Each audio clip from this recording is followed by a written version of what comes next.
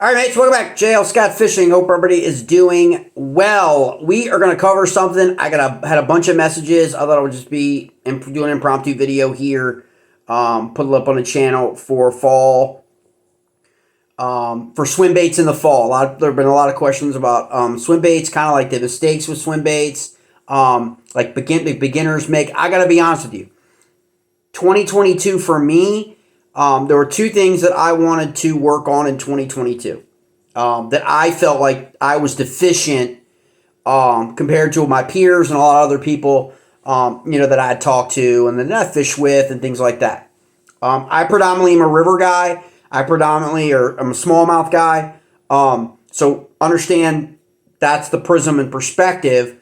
I'm not usually throwing large size swim baits in the river. Okay, my rivers. And when I mean, my rivers are probably just like your rivers, unless you were living, fortunately, in places where you have like the Tennessee River, or you've got the Mississippi, or you've got just a mass, size river systems. Okay, with a lot of deeper water, all that we know down in Tennessee Valley and all of that stuff. It's a lot different than your average river that you probably have in your state or the closest one next to you. For example, where I'm located, I've got the Upper Potomac is absolutely night and day different from the Tidal Potomac.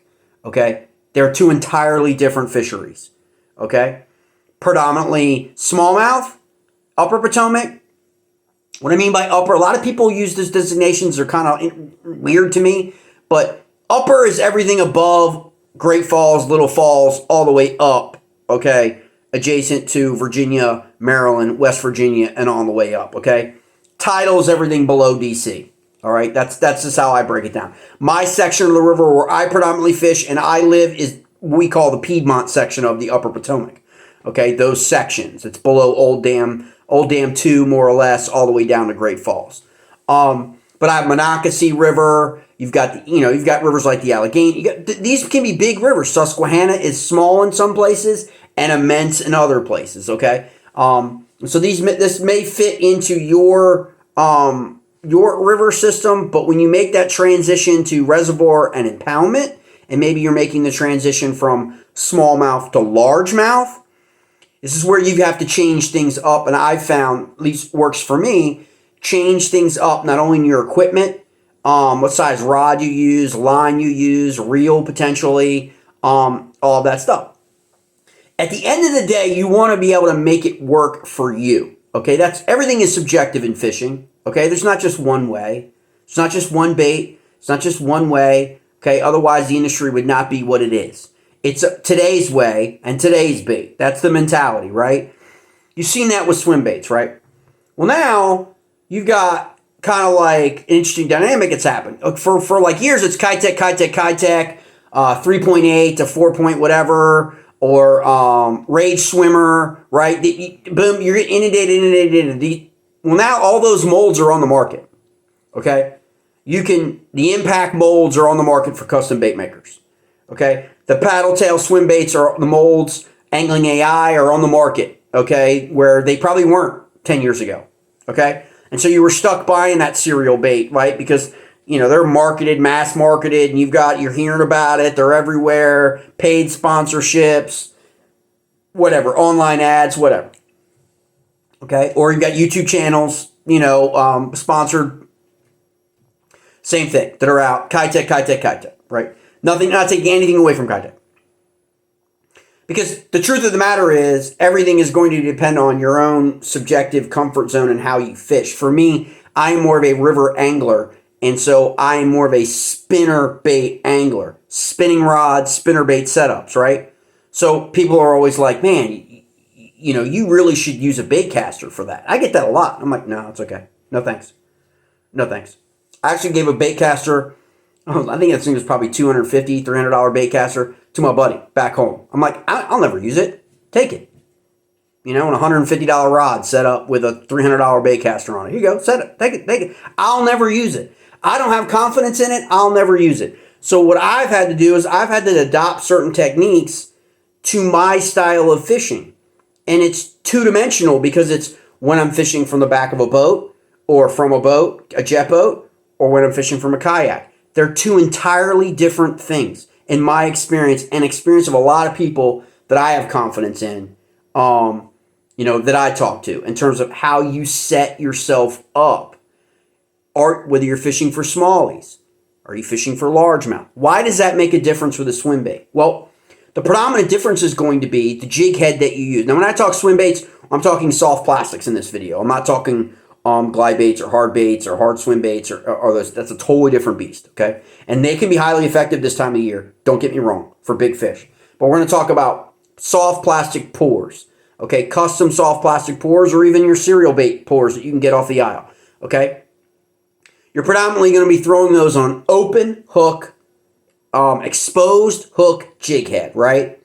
Now, depending on the size of your swim bait, which now run the gamut of anywhere from this size, okay, or smaller, which I predominantly love to throw on the river. These are the perfect mimic size. This is a nice size swim bait, paddle tail swim bait for river forage. Shiner, minnows, darters, you name it, okay?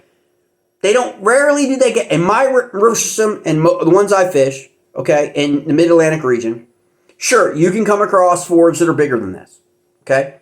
But predominantly, the 90% of the population is about this size or smaller, okay? So this is a perfect size.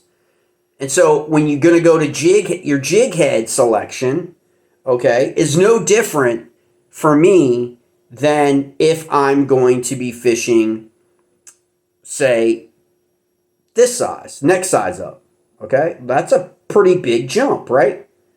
Okay? And then, of course, you've got this size. And then you've got a size a bit bigger than that can go 11 or 12 inches, okay? And so all this requires a different mindset in terms of, okay, how do I want to set that up, right? What size jig head do I want? Remember, with each stage from this to this to this, you're increasing weight, okay? You're already increasing weight just in the plastic, okay? So you're going to add a quarter ounce, eighth ounce, quarter ounce, an in-between jig head, a half ounce jig head. You're adding more weight, okay? And so when you do that, your mindset has to be, I need to address my line weight as well, right? Because the one thing that most people forget about swim baits, okay, is it's not so much the size of the bait, okay, in my experience. And to qualify, on lakes and impoundments, my experience and my catch rates for these baits that I'm going to show you today are in my region, okay, Little Seneca Lake in western Maryland, Lake Frederick in northern Virginia, Lake Mooney in central Virginia, Lake Anna in central Virginia, okay? Those are my regional lakes successes throwing the swim bait, okay? And then Lake Murray in South Carolina. Those are predominantly the lakes. They all set up the same for me when I want to go, when I have clear water conditions. Very rarely do I have clear water conditions in the river, especially now and especially late summer with rains and all that. I don't really have that clear water condition, okay? And so what I like to do for me, now remember, it's all predicated on your gear. What is your comfort gear, okay? For me, throwing swim baits, I've had to adjust my rod, okay, and gear.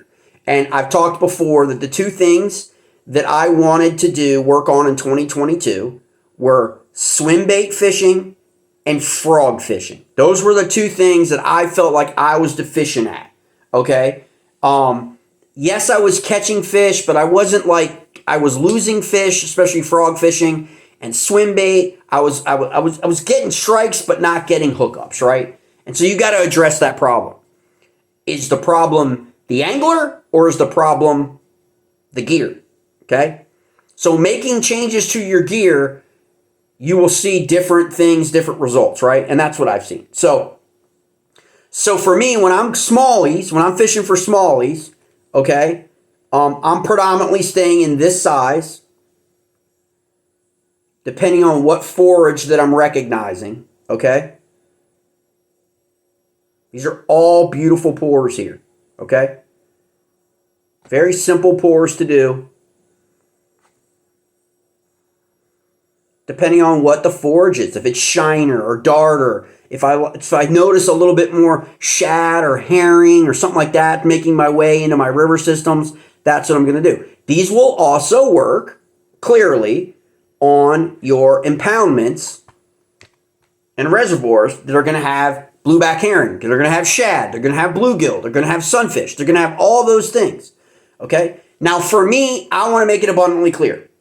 I predominantly fish jigs, okay? So it is not uncommon for me to default to my comfort zone, confidence baits, like everybody else, which is, for me, jig fishing in the river, okay? So I take that with me when I go to my local lake or an impoundment and beat myself up like everybody else. But one thing that you've got to understand is when you transfer from the river to your reservoir, lake, and impoundment, your bait fish forage changes a lot of times. And when that happens, how they relate to things, docks, structure, rocks, grass, change. That is going to be where you're going to want to have your swim bait, but you're probably going to want to start with your swim jig first.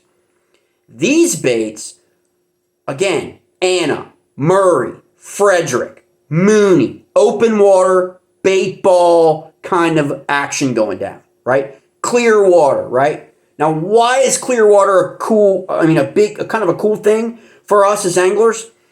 Not only, and again, if you're live scoping or you're side imaging, all the better, okay? You know you got it, you've already seen it. But if you're not, these baits act as search baits as well. Because what's going to happen is, if you get your swim bait down there, okay?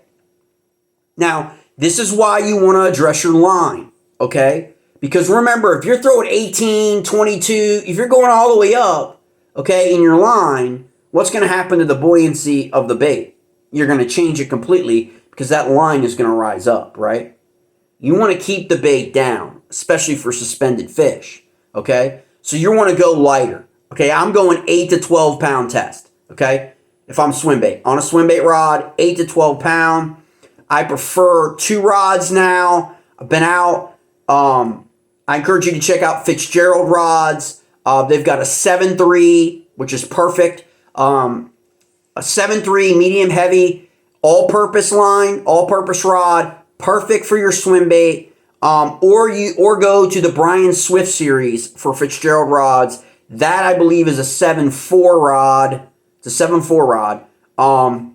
It's a crankbait rod actually. So I think 7.4. I don't think they don't have a 7.3 in the Bryan Thrift Series. Which is a graphite rod. Those rods for Fitzgerald are perfect for swim bait applications, in my opinion. Are there other rods? Sure. Okay? That other people will have comfort with. They just work the best so far for me now. In the fall, right now, I'm seeing hookups. I'm seeing a better performance out of simply a rod change that I changed this late summer. Okay? That's not to take anything away from iRod, okay? That's not, I mean, those rods still have a place, okay? But for me, in my style of fishing, in how I fish, I have to adopt the gear and the technology to how I fish, or otherwise I have to learn a complete new way of how to fish, right? Like if you're gonna watch any major YouTube channel with 1 million followers that's giving you all the gear and everything to buy, and you want to drop $1,000 because you're going to buy the rods, you're going to buy the reels, you're going to buy the swim baits, you're going to buy all that, then you can go exactly with what they're saying because they're talking about the action from that specific setup. And that's all swim bait fishing is action. That is what you want, is action. How that bait actually performs, moves in the water column to attract strikes. That is the goal, okay? And so when you follow that stuff, understand that like you may go with what, use this ounce jig head, use this hook, use this, but if you're not using the same gear that they're talking about, line weight, reel, okay, it may not work the way in which you think it's going to work, okay? So just keep that in mind, that you've got to look at your gear and your setup that you have, and then go, okay, this is the size, this swim bait is going to work good for the gear I have, the rod I have, the reel I have, okay, and I'm going to adjust my line weight. It's a heck of a lot easier just to change your line, right? Than to go out and spend $500-600 on new rod and reel setups. If you're not sponsored, that's a big hit, okay? Especially if you get a wife. But this is what I found for me. So when I'm smallmouth fishing, I will go to a smaller hook, smaller jig. And what I mean by smaller, when a lot of people talk about small, they're talking about the shank and the actual hook. For me, I look at it like I want there to be 1/2 inch for smallmouth, so a 1/2 inch clearance from the actual swim bait, okay? And I don't need a thick, I don't really care personally. I know people do. They want a thick wire hook, but I'm less concerned with that with smallies as I am largemouth, and I'll tell you why. Now with the larger swim bait, I prefer 1 inch.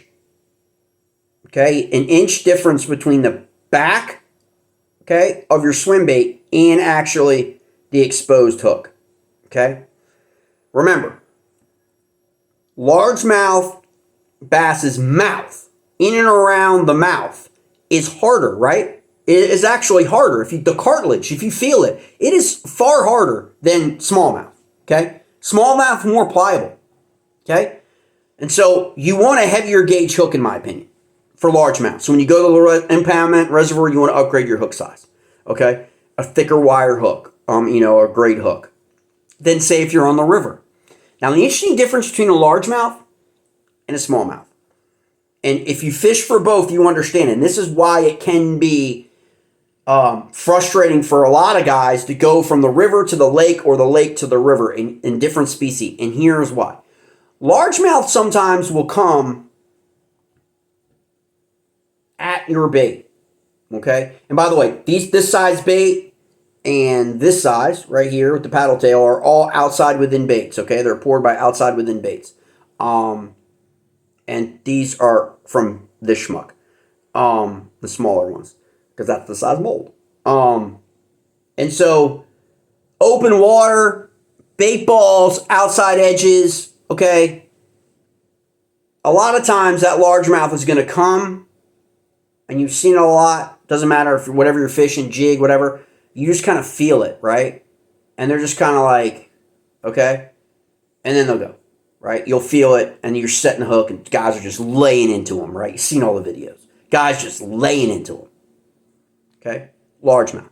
Smallmouth are a lot different, okay? If you watch a lot of the videos, okay, of MLF or bass, and they're on Champlain or they're on what, a lot of times guys aren't just laying into them, right? They're actually using their reel more, okay? And the reason for that is when a smallmouth bass comes in, a smallmouth bass will hit and immediately change 180 degrees direction. So that fish is coming in and out very quickly, right? As it's pulling away from you, you don't need to jack up the hook set over your shoulder, okay, for a smallmouth. You don't. You just need to give a little bit of pressure because the fish is running away from you, okay? So you're going to slide that hook in as it turns and bolts, right? So you have leverage. So just a little bit with your reel before you begin is going to increase your hook sets for smallmouth. Largemouths, completely different animal, right? Because of how they behave. A lot of times you don't know. I don't know a lot of times. It frustrates the shit out of me because it's in its mouth, but I don't have the right rod with sensitivity, and I'm late. You're late on it, right? It happens with jigs all the time. You're late on it. It had it in its mouth. You didn't set it. It spit it. You missed it. Okay? But you know you had it, right? Again, all about your gear, all about your what gear you're using, right? And that's how it increases your ability to catch fish. Couple mistakes I think with small amounts of swim baits I was making that I tried to improve on. One was the jig head, the size of the jig head, and downsizing the jig head. Okay, I was throwing swim baits too heavy because I didn't factor in the weight of this, the weight of my line, the weight of a jig head. Okay.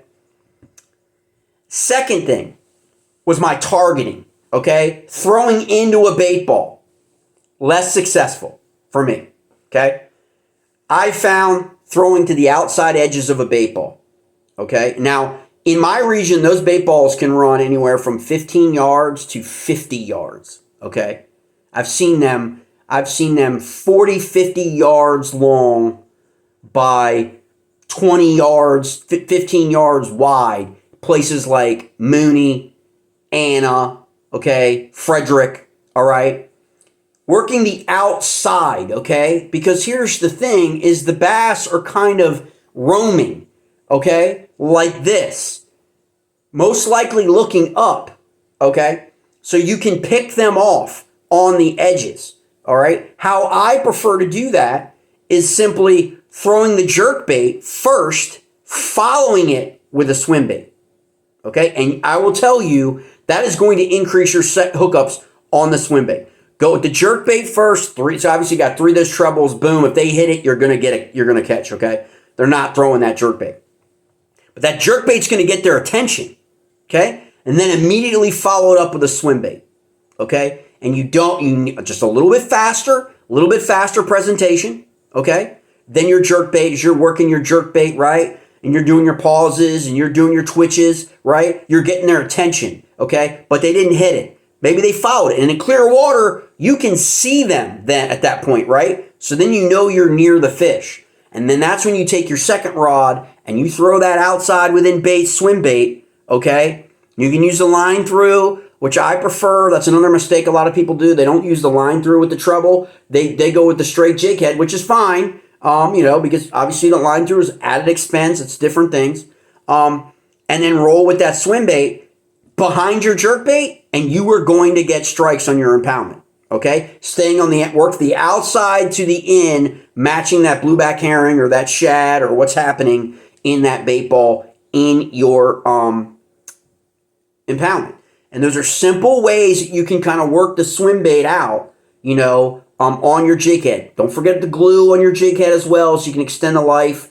The plastic on this is top notch. Okay. You're not going to be replacing these a lot, all right? You're going to be going through a lot of fish with these, okay? Just a quick update on some things with some swim bait we're seeing now in the fall. Start with a jerk bait, then go to the swim bait, then go to the swim jig. If you're getting closer in the fall towards the bank, especially if you have grass or rock. If you're just open water, start with that jerk bait and then go to your different size swim baits. All right, mates.